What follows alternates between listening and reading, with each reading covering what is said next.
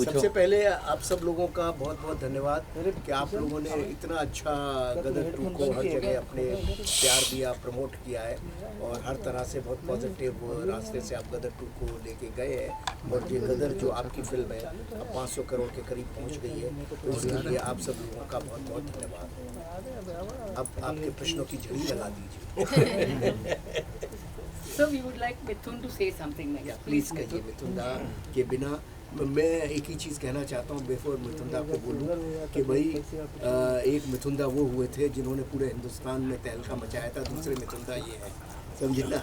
और मैं जब सोच रहा था कि कौन करेगा, संगीतकार बहुत अच्छे अच्छे हैं हमारे देश में, लेकिन मुझे लगा कि मिथुन ही बहुत अच्छे हैं। और इनकी जो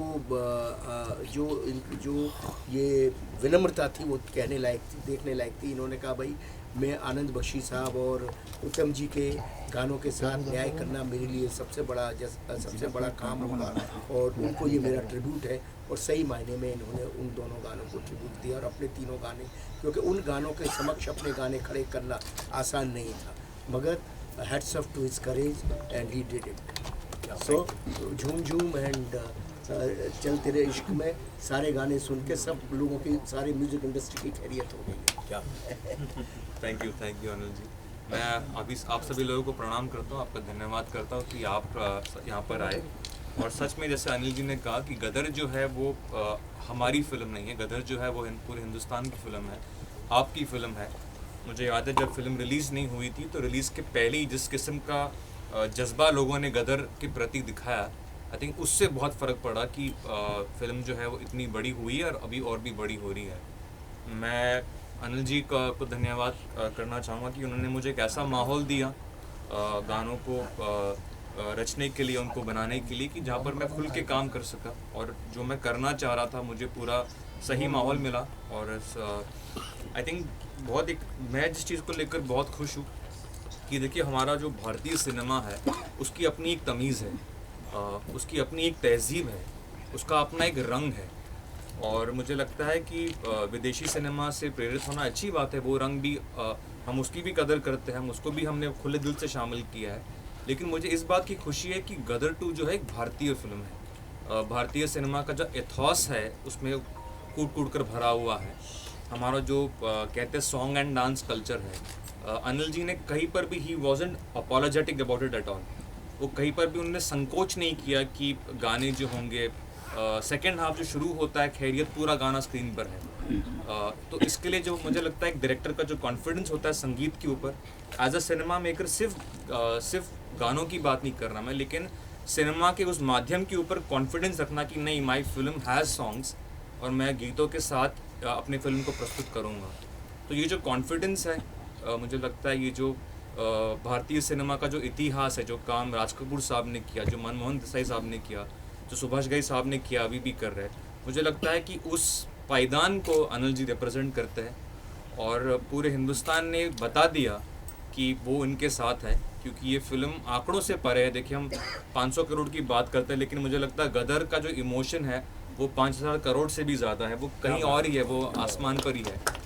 तो मैं इस बात को लेकर बहुत खुश हूँ। सिर्फ देखिए मैंने भी अपने जीवन में आप लोग की कृपा से मैंने सक्सेस देखा है, आशिकी 2 में भी देखा है, कबीर सिंह में भी देखा है, अनवर में भी देखा है, लेकिन ये जो उत्सव है, भारतीय सिनेमा का जो उत्सव है, ये मैं पहली बार देख रहा हूँ।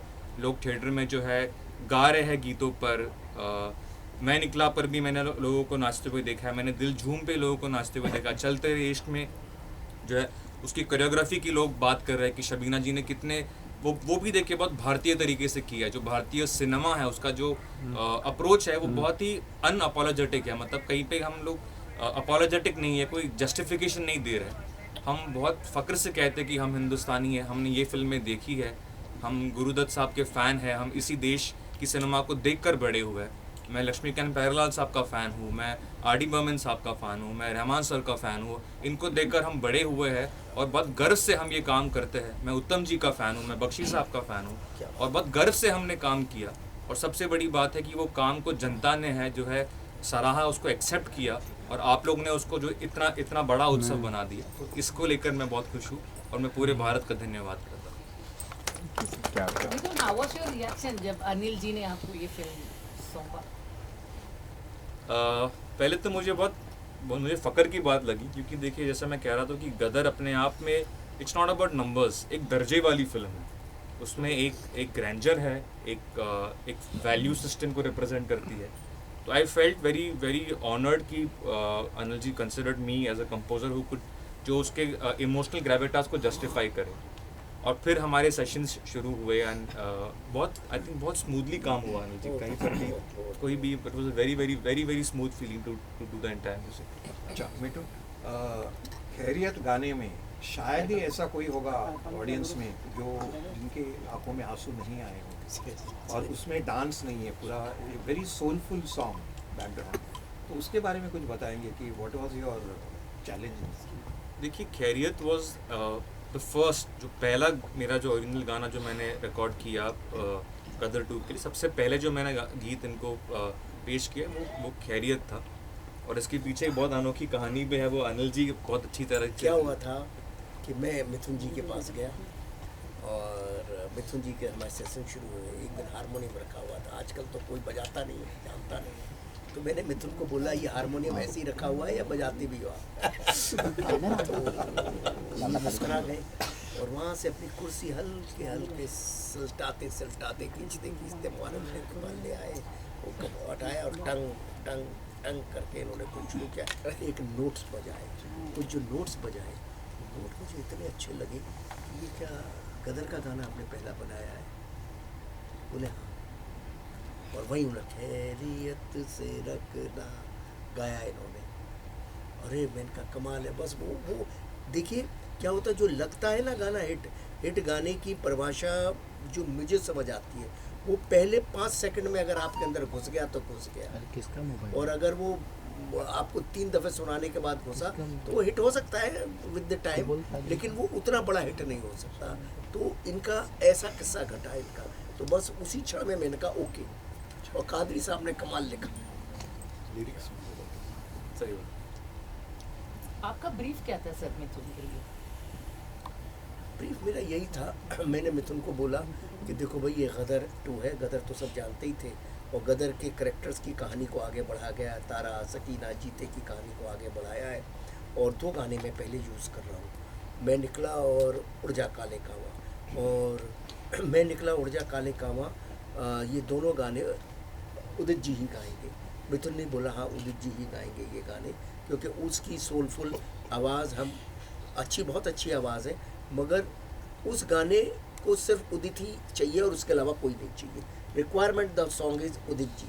और बहुत कुछ हो रहा था कि उदित जी जैसे होते ही है फिल्म, जैसे अनिल शर्मा नहीं है, सनी देओल नहीं है, उदित नारायण नहीं है, फिल्म लाइन में तो ऐसे ही चलता है ना, क्या ये ख़त्म हो चुके हैं, इनकी कहानी ख़त्म हो गई है, तो अब सब शुरू हो गई उदित जी की कहानी। तो ये तो बरसा रहे हैं माल अभी।